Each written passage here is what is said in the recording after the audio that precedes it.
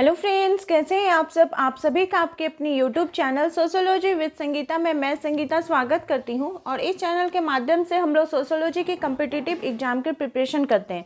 आपको इस चैनल में डेली 2 क्लासेस मिलती हैं। सुबह के 8 बजे के क्लास में हम लोग कवर कर रहे हैं बिहार स्टेट, बीपीएससी और झारखंड सहायकाचार्य के सोशियोलॉजी के सिलेबस को यूनिट वाइज, टॉपिक वाइज।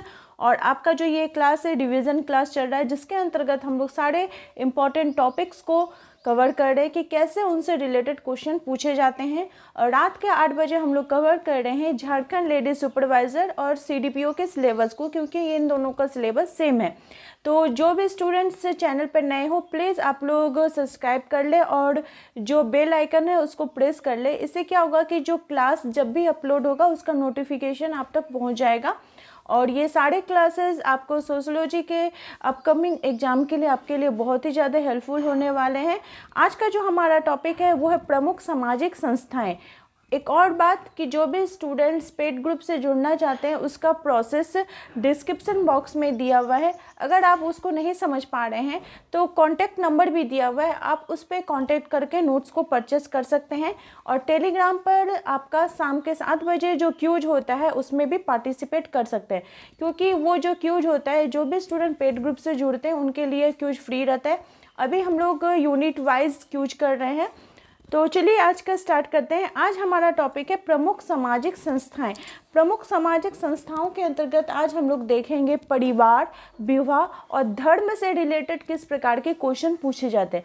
अब आप बोलिए कि ये जो टॉपिक है ये आपका कोई भी एक ऐसा एग्जाम जिसमें सोशियोलॉजी के एग्जाम की इसमें रिलेटेड क्वेश्चन ना पूछा गया हो, तो कितना इम्पोर्टेंट टॉपिक है। तो आप लोग इसको लास्ट तक जरूर देखिएगा। तो हमारा पहला क्वेश्चन पूछा जा रहा है कि मार्गर ने उद्विकास क्रमानुसार परिवार के कितने प्रकारों का उल्लेख किया है। ठीक है, तो कितने प्रकारों का उल्लेख करते हैं वे 5 प्रकारों का उल्लेख करते हैं। परिवार की उत्पत्ति का उद्विकासीय सिद्धांत सर्वप्रथम अमेरिकी मानव शास्त्री LH मार्गर ने प्रतिपादन किया था। इस संबंध में उन्होंने कहा कि समाज की आरंभिक अवस्था में परिवार एवं विवाह नाम की कोई संस्था नहीं थी। ठीक है, जब मैंने आपको स्टेज बताया होगा तो उसमें मैंने सारा ही मेंशन कर दिया कि कैसे कैसे जो है वो विवाह हुआ है, कैसे कैसे परिवार बना है। ठीक है, आरंभिक काल में यौन साम्यवाद की स्थिति थी। विवाह एवं परिवार का विकास इसके बाद के युगों में क्रमशः हुआ है। मार्गर ने अपने विचारों की पुष्टि के लिए नियमित त्योहारों के अवसर पर स्वेच्छाचार किया, जैसे जो एक्सचेंज ऑफ वाइफ था, फिर अतिथि सत्कार के लिए पत्नी भेंट आदि तथ्यों का भी वे उल्लेख करते हैं अपने जो उन्होंने अपना जो शोध कार्य किया था उसके अंतर्गत। मार्गर ने कहा है कि आरंभिक अवस्था में बहन पत्नी थी और यही समाज का नियम था। मार्गर ने परिवार का जो उद्विकास था उसके 5 स्तर बताए। वे कौन कौन से हैं उसको हम लोग देख लेते हैं। संरक्त परिवार, समूह विवाह परिवार, सिंडेशियन परिवार और पितृसत्तात्मक परिवार तथा नेक्स्ट जो है वो है एक विवाही परिवार। तो इस प्रकार से उन्होंने परिवार के कितने प्रकारों का वर्णन किया था, तो 5 प्रकारों का वर्णन किया था। यहाँ पे इम्पॉर्टेंट फैक्ट है कि जो इतिहासकार लॉरेंस स्टोन ने परिवार के विकास के ऐतिहासिक परिप्रेक्ष्य का विश्लेषण किया और उन्होंने बताया कि परिवार जो है ये 3 चरणों से होकर गुजरता है। पहला चरण जो होता है वो होता है खुला वंशावली परिवार, दूसरा चरण होता है प्रतिबंधित प्रतिसत्तात्मक परिवार और तथा तीसरा जो चरण होता है वो होता है बंद घरेलू मूल परिवार। गिडिंग्स महोदय ने बंद घरेलू मूल परिवार की मुख्य विशेषता को भावात्मक व्यक्तिवाद भी कहा है। और देखिए मेरा पूरा मतलब मेरी इच्छा रहती है कि मैं जो क्वेश्चन हो उसको आप लोग को पूरा डिटेल्स में समझा सकूं। तो एक क्या होता है, डिटेल्स में पढ़ने से आपको तो एक क्वेश्चन के अंतर्गत भी आपको बहुत सारे उसके नॉलेज की भी जानकारी मिलती है। क्वेश्चन नंबर 2 पूछा जा रहा है कि मार्गर ने परिवार के उद्विकास के जो चरण बताए हैं वे अवरोही क्रम में लिखिए। ठीक है, अवरोही क्रम में लिखने के लिए बोल रहा है। तो क्या हो जाएगा, जब प्रीवियस क्वेश्चन हम लोगों ने देखा तो उसके अंतर्गत आपका सबसे पहला आ जाएगा संरक्त परिवार, फिर पुनालुवन परिवार, उसके बाद आपका आ जाएगा सिमडेशियन परिवार, फिर आपका आ जाएगा पितृसत्तात्मक परिवार और एक विवाही परिवार। ये एकदम लास्ट में हो जाएगा। क्या हो जाएगा, एकदम लास्ट में रहेगा। ये चीज़ का ध्यान में रखिएगा। नेक्स्ट क्वेश्चन है कि परिवार के मूल्यांकन में मुख्य रूप से किस उपागम का प्रयोग किया जाता है। तो परिवार का जब मूल्यांकन किया जाता है तो इसको 3 दृष्टिकोणों के आधार पर किया जाता है, 3 इस दृष्टिकोण का प्रयोग किया जाता है। वे कौन कौन से हैं? प्रकार्यवादी, संरचनावादी और अंतःक्रियावादी। ठीक है, प्रकार्यवादी मतलब हो गया कि अंतःक्रियावादी। देखिए, प्रकार्यवादी उसको बोला जाता है कि जो हमारे लिए इम्पोर्टेंट है, ठीक है, जो कुछ भी जो हमको सेवा प्रदान कर रहा है, जिससे भी हम लाभ प्राप्त कर रहे हैं, वो प्रकार्यवाद के अंतर्गत आ जाएगा। संरचनावाद हो गया कि मान लीजिए जैसे सोसाइटी है तो सोसाइटी का निर्माण, ये मान लीजिए सोसाइटी है, ठीक है, तो इसका जो निर्माण हुआ है, ये धर्म हो गया, विवाह हो गया, ये शिक्षा हो गया, तो इस प्रकार से जो परिवार हो गया, तो ये सारी जो संरचनाएं मिलकर किसका निर्माण करती है? इस परिवार का, ये सोसाइटी का निर्माण करती है। तो ये जो संरचना है इसी को संरचनावादी कहा जाएगा। और अंतःक्रियावादी क्या हो जाता है कि जो इन दोनों के बीच, इन सभी के बीच जो कोरिलेट हो गया, कोरिलेट होने से क्या हुआ कि ये पूरा किसको निर्माण कर रहे हैं? तो ये सोसाइटी का निर्माण कर रहे हैं। ठीक है, तो ये हो जाएगा आपका अंतःक्रियावादी के अंतर्गत।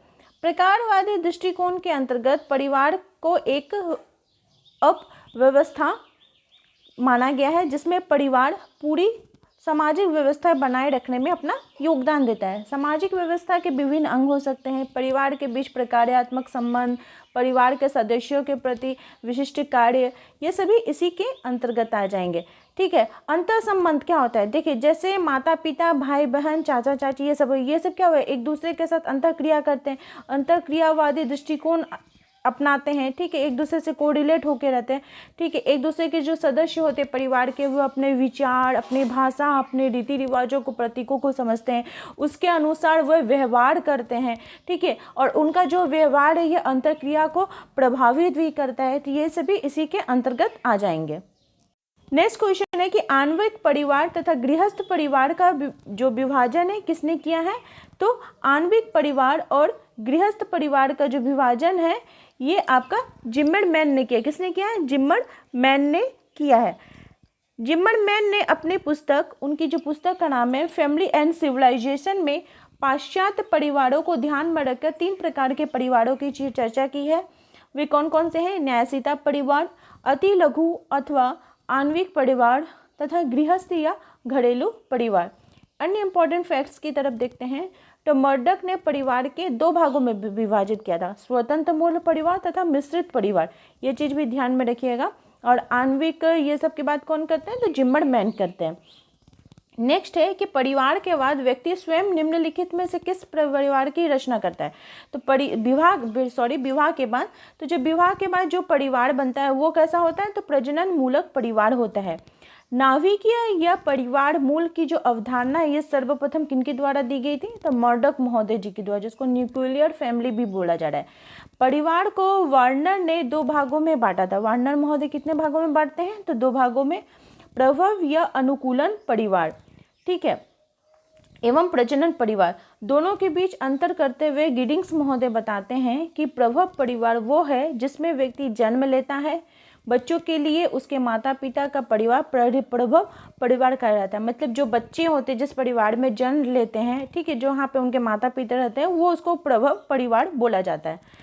जिस परिवार को युवक और युवतियां विवाह कर स्थापित करते हैं, ठीक है, जब युवक युवती का विवाह होता है उसके बाद जो परिवार बनता है उसको बोला जाता है प्रजनन परिवार। तो ये बेसिक कॉन्सेप्ट है जो आपको समझ में आ गया होगा। पर यदि किसी दंपति की कोई संतान नहीं होती तो वे वैसे मूल परिवार में प्रभव परिवार स्वरूप का पहला गौण होती है तथा दोनों या 2 से अधिक एक ही मृत्यु के उपरांत उस परिवार की समाप्ति हो जाती है। ज्ञातव्य है कि एक ही परिवार प्रौढ़ परिवार एवं प्रजनन परिवार दोनों कहा जा सकता है, क्योंकि वर्गीकरण का जो आधार है वो व्यक्ति विशेष का संदर्भ है। माता पिता के लिए उनका परिवार प्रजनन परिवार माना जाएगा, वही परिवार बच्चे के लिए प्रभव परिवार माना जाएगा। जैसे माता पिता है तो उनका तो प्रजनन परिवार, लेकिन जब बच्चा जन्म ले रहा है तो वो सोचेगा कि ये जो परिवार है वो कैसा है, तो वो प्रभव परिवार है। ठीक है, नेक्स्ट क्वेश्चन है कि अनुकूलन परिवार और प्रजनन परिवार का विभेद किसने किया है। तो देखिए परिवार, आपको लगा होगा कि ये टॉपिक क्या है, परिवार तो सबको ही जानते हैं, सबको ही जानते हैं इसके बारे में, लेकिन इसके अंतर्गत कितने थिंकर्स आ जा रहे हैं और कैसे कैसे क्वेश्चन पूछ रहे हैं आप समझ रहे होंगे। जब तक आप इस प्रकार से नहीं आप टेस्ट दीजिएगा तो फिर आपको कैसे समझ में आएगा। तो अनुकूलन परिवार और प्रजनन परिवार का विभेद किसने किया है, तो वर्नर महोदय ने। वेस्टरमार्क के अनुसार परिवार का जो प्रारंभिक स्वरूप था वो कैसा था, तो वेस्टरमार्क ने परिवार का प्रारंभिक से पितृसत्तात्मक माना है। विवाह का जो इतिहास है इसके लिए एक विवाहित स्वरूप का आरंभ हुआ जिसमें एक पुरुष एक ही स्त्री से विवाह करता था, अर्थात एक पत्नी प्रथा थी। उनका यह निष्कर्ष कल्पना पर आधारित है कि पुरुष में स्वत्व बोध की मूल प्रवृत्ति होती है। मानव शास्त्री रॉबर्ट ब्रिफाल्ट का दावा है कि वैवाहिक संबंध के आरंभिक चरण में सबसे बड़ी सत्ता माता की थी। मार्गन महोदय पितृसत्तात्मक और वेस्टरमार्क के एक विवाह और परिवार का स्वरूप दोनों के दावे को ब्रिफाल्ट जी जो थे वो अस्वीकार कर देते हैं। ठीक है, नेक्स्ट क्वेश्चन है कि वेस्टरमार्क के अनुसार मनुष्य ने आरंभ में किस प्रकार की किस्म की विवाह प्रथा को अपनाया था, तो उनका क्या था, एक पत्नीवाद था। नेक्स्ट क्वेश्चन है कि परिवार शब्द का प्रयोग अनेक अर्थों में किया जाता है और उनमें से कौन सा एक नहीं है। तो पहले तो हम लोग समझ लेते कि परिवार का जो अर्थ है वो क्या क्या है, कैसे इसको हम समझेंगे। तो यह रक्त अथवा विवाह द्वारा संबंधित नातेदारी समूह होता है। सामान्य पूर्वजों वालों का एक समूह होता है। परिवार के अंतर्गत जो समूह जो व्यक्ति रहते हैं वो सामान्य पूर्वज के कहलाते हैं। अपनों बच्चों के साथ एक व्यक्ति रहता है, लेकिन क्या कथन नहीं पूछा जा रहा है, तो एक आवास में रहने वाले व्यक्तियों का समूह, उसको हम लोग परिवार लेकिन नहीं कहेंगे। ठीक है, अब हम लोग यहाँ पे समझते हैं कि परिवार आखिर होता क्या है। तो परिवार ऐसे व्यक्तियों से मिलकर बनता है जिनके बीच नातेदारी का संबंध होता है। सबसे छोटे अथवा एकाकी परिवार में संतान वाले पति पत्नी होते हैं। परिवार ऐसा भी हो सकता है जिसमें एक पुरुष और उसके बच्चे हों, और ऐसा भी हो सकता है जिसमें एक स्त्री एवं उसके बच्चे हों। परंपरा से भारतीय परिवार बहुत अधिक जटिल संरचना के रूप में जाना जाता है, जिसमें प्राय 2 या 3 पीढ़ियां एक साथ निवास करती थी। एक आवास में रहने वाले व्यक्तियों का एक समूह परिवार नहीं कहलाता है। ठीक है, हम लोगों ने प्रीवियस क्वेश्चन में ही इसको देखा। नेक्स्ट क्वेश्चन है कि परिवार के अध्ययन के लिए स्थान, कार्य और लोग का सूत्र किसने दिया है। ठीक है, ये सूत्र स्थान, कार्य और लोग का सूत्र किसके द्वारा स्थापित किया गया है, तो फ्रेडरिक ली प्ले। ठीक है, स्थान, कार्य और सूत्र, इसको आप ऐसे याद कर सकते हैं कि कोई स्थान है, वहाँ पे लोग प्ले कर रहे हैं, कार्य नहीं कर रहे हैं। ठीक है, अगर आप ऐसे भी इसको अगर याद करते हैं कि क्या कर रहे हैं, तो कोई स्थान है जहाँ पे लोग प्ले कर रहे हैं, कार्य नहीं कर रहे हैं, तो स्थान, कार्य और लोग क्या हो जाएगा, प्ले हो जाएगा, फ्रेडरिक ली प्ले हो जाएगा। फ्रेडरिक ली प्ले के अनुसार परिवार का जो मौलिक प्रकार है उसके सदस्यों को जीविका निर्वाह के लिए साधन प्राप्त करना है। नतीजन परिवार जीविका निर्वाह के लिए एक विधि का निर्धारण करता है। परिवार द्वारा कार्य का निर्धारण होता है जिसमें पारिवारिक जीवन होता है। इसी प्रकार ली प्ले ने स्थान, कार्य और लोग यानी परिवार का सूत्र का स्थापना की है। ठीक है, नेक्स्ट क्वेश्चन की तरफ हम लोग बढ़ते हैं। किसने कहा है कि परिवार धीरे धीरे समाप्ति की ओर जा रहा है। ठीक है, किसने कहा है, तो गुडे। किसने कहा है, तो ये गुडे का है। The coming world of transformation के लेखक फर्डिनांड लुंडबर्ग ने लिखते हैं कि परिवार लगभग समाप्ति की ओर है। मनोविश्लेषक विलियम वुल्फ ने लिखा है कि प्रथम 1 या 2 वर्ष तक बच्चे के पालन पोषण के अतिरिक्त परिवार मर चुका है। वहीं विलियम जे गुडे लिखते हैं कि पाश्चात्य समाजों में परिवार आदर्श प्रतिमानों में गिरावट का अनुभव किया है और परिवार के समाप्त होने का संदर्भ व्यक्ति है। तो एक क्वेश्चन के अंतर्गत आपको और 3 क्वेश्चन मिल रहे हैं। नेक्स्ट है कि पश्चिमी समाज में संयुक्त परिवार के विघटन का प्रमुख कारण क्या है। जो पश्चिमी समाज है उसमें विघटन का प्रमुख कारण क्या है, तो औद्योगिक पश्चिमी समाज में औद्योगिकरण के कारण जो नाभिकीय परिवार है, जिसको कि मूल परिवार बोला जा रहा है, आर्थिक रूप से व्यवहार इकाई बनता जा रहा है। इसमें पश्चिमी समाज में संयुक्त परिवार के विघटन को महत्वपूर्ण भूमिका निभाई है। औद्योगिकरण एवं मूल जो परिवार, जिसको न्यूक्लियर फैमिली बोल रहा है, दोनों परस्पर संबंध है। जहां औद्योगिकरण परिवार की संस्था को प्रभावित कर मूल परिवार के बढ़ते प्रचलन में सहायक रहा है, वहीं यह परिवार की संरचना एवं प्रकृति से भी प्रभावित होता रहा है। नेक्स्ट क्वेश्चन है कि सममित परिवार की अवधारणा किसने की है?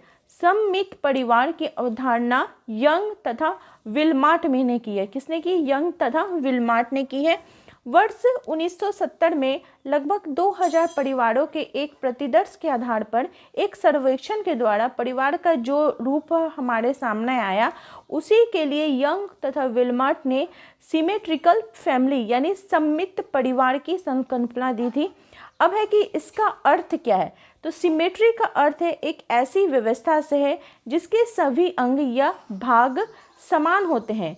यंग एवं विल्माट ने कहा है कि जो सम मतलब समान, ठीक है, सममितिक जो परिवार है, इसकी संकल्पना इस अर्थ में की है कि ऐसे परिवार में पति पत्नी दोनों की वैवाहिक भूमिकाएं समान होते हुए भी धीरे धीरे अधिकाधिक मात्रा में समान बनती जाती है। ऐसे परिवार में घरेलू श्रम विभाजन अधिक निश्चित नहीं होता था और सामाजिक जीवन और सामाजिक पहचान की दृष्टि से घर का जो केंद्रीय महत्व होता था। ठीक है, सममित परिवार की अवधारणा किनके द्वारा दी गई थी? यंग एवं विल्माट। नेक्स्ट क्वेश्चन है कि लीटन द्वारा बताए गए परिवारों का प्रकारों में सम्मिलित है। लीटन ने कितने प्रकार के परिवार बताए हैं? तो संरक्त परिवार और ग्रामीण परिवार।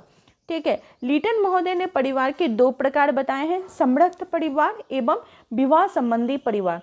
संरक्त परिवार में जो सभी सदस्य होते हैं वो रक्त संबंध पर आधारित होते हैं, कोई भी विवाह संबंध उनमें देखने को नहीं मिलता क्योंकि वो एक समान रक्त के होते हैं। जैसे नायर परिवार जो कि मात्र सत्तात्मक है। यहाँ पे एक क्वेश्चन हो गया कि नायर परिवार कैसा होता है? मात्र सत्तात्मक होता है। इसमें पति यदा कदा ही अपनी पत्नी के यहाँ रहने आता है। अधिकांशतः एक स्त्री के सभी वंशज होते हैं उसमें रहते हैं।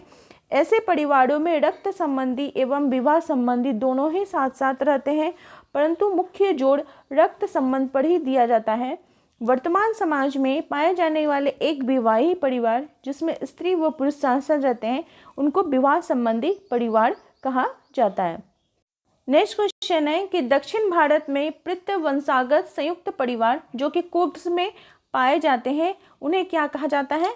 तो उक्का कहा जाता है। क्या कहा जाता है? उक्का कहा जाता है। एम.एन. श्रीनिवास जी ने अपनी पुस्तक religion and society among the कुक्स of south India में चर्चा की है कि दक्षिण भारत का जो पितृवंशागत संयुक्त परिवार है जो कुग्स जनजाति में पाया जाता है, उसको क्या कहा जाता है? उक्का कहा जाता है और ये एक प्रकार की मजबूत संस्था होती है।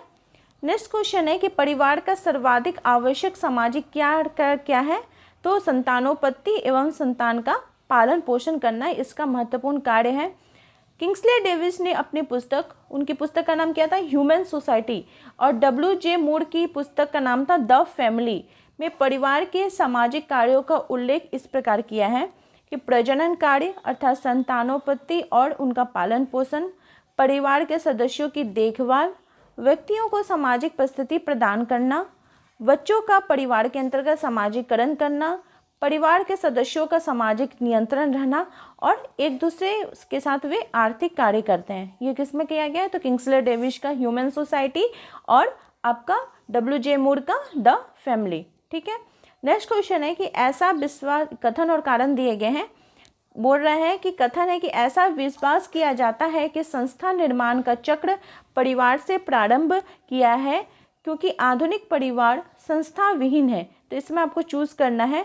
तो बोल रहा है कि कथन ए तो सही है लेकिन कारण जो है वो गलत है। ऐसा माना जाता है कि संस्था निर्माण का जो चक्र है वो परिवार ने ही प्रारंभ किया है। आधुनिक परिवार के प्रकार में काफ़ी परिवर्तन आ रहा है, अतः विभिन्न जो विद्वान हैं परिवार के भविष्य पर चिंता व्यक्त करते हैं। आधुनिक परिवार के स्वरूप में परिवर्तन हो रहा है, ना कि संस्था विहीन हो गई है। अतः हम कह सकते हैं कि एक कथन तो सही है लेकिन आर जो है वो ये गलत है। नेक्स्ट क्वेश्चन है, इम्पॉर्टेंट क्वेश्चन है, इसको भी आप लोग देख लीजिए। बोला जा रहा है कि यहाँ पे सही जोड़े का मिलान करना है। तो पुनालुवन परिवार मार्गवन महोदय बताते हैं, ये सारा ही सही है। पूर्वाभिमुखी परिवार वार्नर महोदय, अति लघु परिवार जिम्मरमैन, दाम्पतिक एवं संपृक्त परिवार रॉल्फ लेटन। इसको अभी आप लोग नोट्स कर लीजिए। नेक्स्ट क्वेश्चन पूछा जा रहा है कि एकांतीय नाभिकीय परिवार की अवधारणा किसने दी है? तो टालकट पार्सन ने। एकांतीय नाभिकीय परिवार, देखिए ये आपको नोट्स बनाना पड़ेगा। सिर्फ आप बोलिएगा कि वीडियो देख के आपको याद हो जाएगा, तो ऐसा नहीं है, नोट्स आपको बनाना पड़ेगा।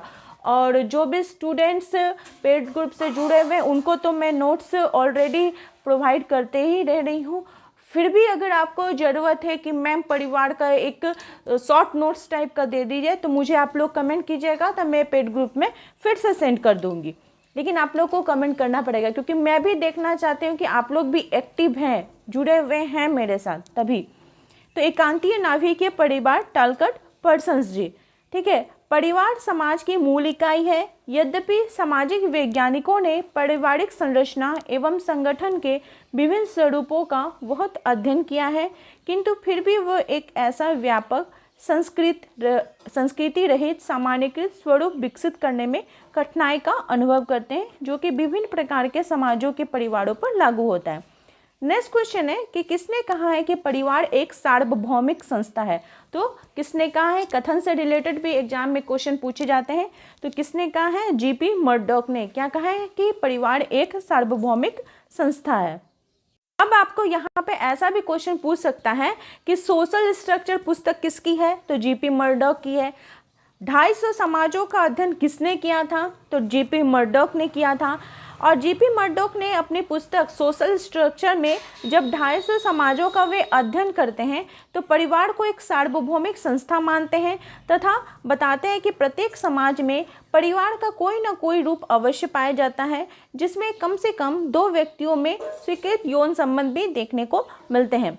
नेक्स्ट क्वेश्चन है कि किसके द्वारा पुरुष की एकाधिकार की भावना और ईर्ष्या को परिवार की उत्पत्ति का प्रमुख कारण बताया है? तो ये वेस्टरमार्क ने बताया है।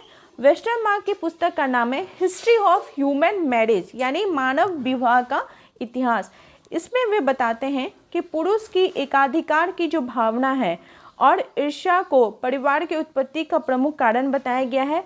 इस प्रयोजन हेतु पुरुष ने महिलाओं पर एकाधिकार अधिकारों का दावा किया और बल द्वारा उन्हें संरक्षित किया।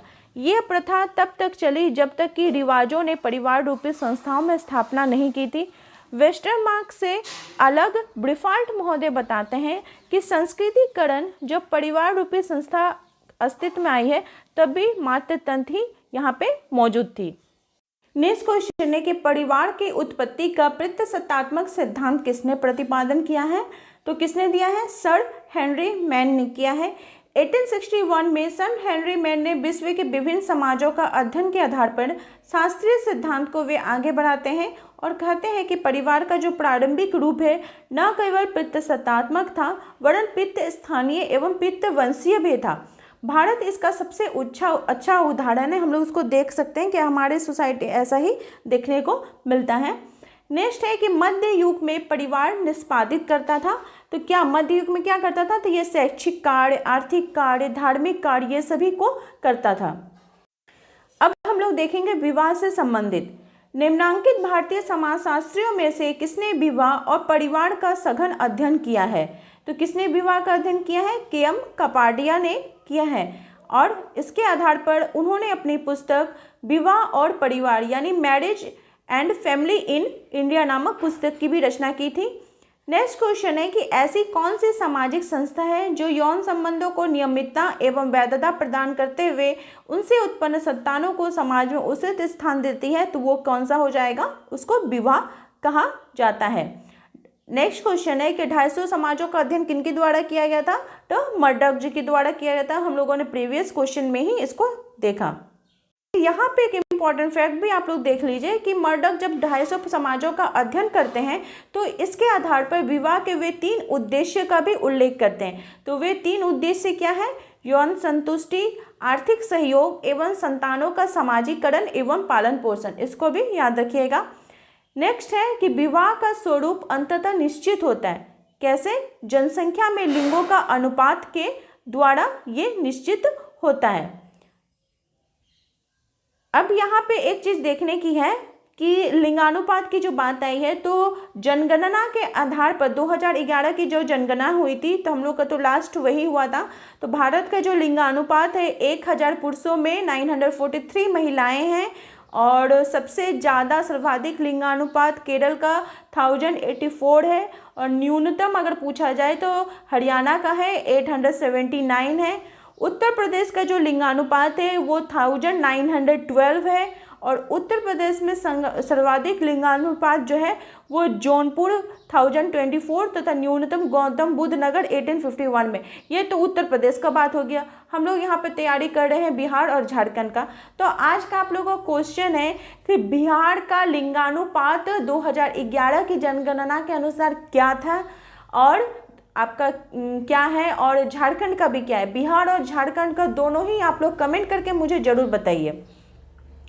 नेक्स्ट क्वेश्चन है कि किसने विवाह को बच्चों के प्रजनन एवं रख रखाव हेतु एक समझौता कहा है? तो किसने कहा है? मेलिनोवस्की जी ने कहा है। ठीक है। नेक्स्ट क्वेश्चन है कि विवाह शिशु उत्पादन एवं अनुरक्षण हेतु एक अनुबंध है, ये परिभाषा किनके द्वारा दी गई है? जो परिभाषा है ये मेलिनोवस्की जी के द्वारा दी गई है। क्या? कि विवाह जो है ये शिशु उत्पादन एवं अनुरक्षण हेतु एक अनुबंध है। नेक्स्ट क्वेश्चन है कि विवाह बीमार आत्माओं के लिए एक अस्पताल है, यह कथन किसका? बहुत ही इंपॉर्टेंट कथन है, मोस्ट इंपॉर्टेंट, आप लोग इसको लिख लीजिए। ठीक है। ये कथन किसका है? तो लूथर महोदय जी का है। नेक्स्ट है कि विवाह किसने कहा है कि विवाह नातेदारी का स्रोत है? तो मेलिनोवस्की जी ने कहा है कि विवाह जो है वो नातेदारी का स्रोत है। विवाह का समाज शास्त्र संदर्भ केंद्रित रहता है कहाँ पर? तो भूमिकाओं की व्यवस्था पर यह केंद्रित रहता है। नेक्स्ट है कि विवाह अति व्यक्तिक प्रकार की व्यक्तिगत संतुष्टि का उपकरण मात्र नहीं है, बल्कि एक सामाजिक क्रियाविधि भी है जिसे सामाजिक दृढ़ता को पोषित करते हेतु रचाया गया। तो ये जो कथन है विवाह के संबंध में किसका है? मजुमदार एवं मदन जी का है। नेक्स्ट क्वेश्चन है कि पिता की बहन की पुत्री के साथ जो विवाह होता है उसको क्या बोला जाता है? तो उसको पैटर्नल क्रॉस कजन मैरिज बोला जाता है। ठीक है। और जो मामा की लड़की के साथ अगर विवाह होता है तो उसको बोला जाता है मातृवंशीय विलिंग सहोदय विवाह कहते हैं। ठीक है। और बुआ की लड़की से जो होगा उसको पित पैटर्नल बोला जाएगा, और वो मामा वाला माटर्नल बोला जाएगा। नेक्स्ट है कि देवर विवाह संपन्न होता है जब एक पुरुष विवाह करता है अपने मित्र भाई की विधवा से। ये क्वेश्चन भी आया हुआ क्वेश्चन है, रिपीटेड क्वेश्चन है। लेवीडेड विवाह किसको बोला जाता है? तो मित्र पति के भाई तथा उसके विधवा से स्त्री से जो विवाह होता है उसको लेवीडेड बोला जाता है। नेक्स्ट है विवाह का किस प्रकार का स्वरूप विश्व में कहीं नहीं पाया जाता है? तो कैसा स्वरूप कहीं नहीं पाया जाता है? तो ये आपका समूह विवाह कहीं नहीं पाया जाता है। ठीक है। समूह विवाह कहीं भी हमें देखने को नहीं मिलता है। नेक्स्ट है कि विवाह का वह स्वरूप जिसमें एक व्यक्ति कई स्त्रियों के साथ विवाह करता है तो उसको क्या कहा जाता है? उसको बहुपत्नी विवाह बोला जाता है। एक पुरुष जब एक से अधिक विवाह करता है तो ये सब चीज़ अधिकतर आपको कहाँ देखने को मिलेंगी? भारत में उत्तर प्रदेश के जौनसर बावड़ में के क्षेत्र के जो खस जनजाति के लोग हैं, दक्षिण में जो नीलगिरी पर्वत पर निवास करने वाले टोडा जनजाति है, इन दोनों का जो समाज है वो पैतृक समाज होता है। केरल के मातृक व्यवस्था वाले नायर लोग भी बहुपतित्व प्रथा पाई गई है। बहुपत्नी प्रथा की अपेक्षा बहुपति पर कम प्रचलित है, ये चीज़ देखने में कम हमें मिलता है। नेक्स्ट क्वेश्चन है कि बहुपति विवाह का क्या अर्थ होता है? तो इसका अर्थ होता है कि एक स्त्री एक समय में एक से अधिक पुरुषों से जब विवाह करती है तो वो क्या कहलाता है? बहुपति कहलाता है। हम लोग देखते हैं धर्म से रिलेटेड किस प्रकार के क्वेश्चन पूछे जाते हैं। तो पहला क्वेश्चन है कि धर्म केवल सुनने अथवा मान लेने की चीज नहीं है, जब समस्त मन प्राण विश्वास एक हो जाएं तब हम उसे क्या कहते हैं? धर्म कहते हैं। ये कथन किसका है? तो ये कथन स्वामी विवेकानंद जी का कथन है। नेक्स्ट भी कथन पूछा जा रहा है कि ये किसका कथन है? कि धर्म आध्यात्मिक शक्ति में विश्वास है, ये कथन किसका है? तो ईबी टाइलर जी का है। और इमानुएल दुर्कheim जी का कथन है कि धर्म विश्वासों की एक बद्धता है और इसमें पवित्र वस्तुओं से संबंधित क्रियाएं होती हैं। टाइलर जी की जो पुस्तक थी प्रिमिटिव कल्चर, इसमें उन्होंने धर्म की उत्पत्ति का सिद्धांत को आत्मवाद का सिद्धांत के रूप में प्रस्तुत किया है। फ्रेजर महोदय की पुस्तक गोल्डन बो में धर्म की उत्पत्ति का जो सिद्धांत है वो जादू और धर्म के बीच अंतर को स्पष्ट करते हुए बताते हैं। इमाइल दुर्कheim की जो पुस्तक है the elementary forms of religious life में धर्म की उत्पत्ति के सभी विद्यमान सिद्धांतों को वे निरस्त कर देते हैं और उन्होंने धर्म का समाजशास्त्रीय सिद्धांत प्रस्तुत किया है। उनके अनुसार प्रत्येक धर्म में साधारण तथा पवित्र रूप में वस्तुओं का विभाजन पहले से ही विद्यमान। नेक्स्ट क्वेश्चन है कि धर्म अलौकिक शक्ति में विश्वास पर आधारित है जिसमें आत्मावाद और मानववाद दोनों सम्मिलित हैं। यह कथन किसका है? तो यह कथन जो है यह हॉवेल महोदय का है। नेक्स्ट क्वेश्चन है कि ईबी टाइलर ने के दृष्टिकोण से निम्नांकित में से कौन सा धर्म का सबसे पुराना स्वरूप है? तो धर्म का जो सबसे पुराना स्वरूप है इसको क्या बोला जाता है? जीवित सत्तावाद बोला जाता है। ठीक है, ईबी टाइलर जी की जो पुस्तक थी वो थी प्रिमिटिव कल्चर। इसमें उन्होंने धर्म की उत्पत्ति के विषय में उनका जो दृष्टिकोण था उसको प्रस्तुत किया था और धर्म का जो सिद्धांत है उसको आत्मवाद का सिद्धांत बताया था। ठीक है, मैक्स मुलर का संबंध किससे है? तो प्रकृतिवाद से है। तो आई थिंक आप लोगों को आज की क्लास हेल्पफुल रही होगी। इसी प्रकार से आप लोग बने रहिए, फिर हम लोग नेक्स्ट क्लास में फिर नेक्स्ट टॉपिक जो है उसको डिस्कस करेंगे। मेरे चैनल के साथ बने रहने के लिए आप सभी का धन्यवाद।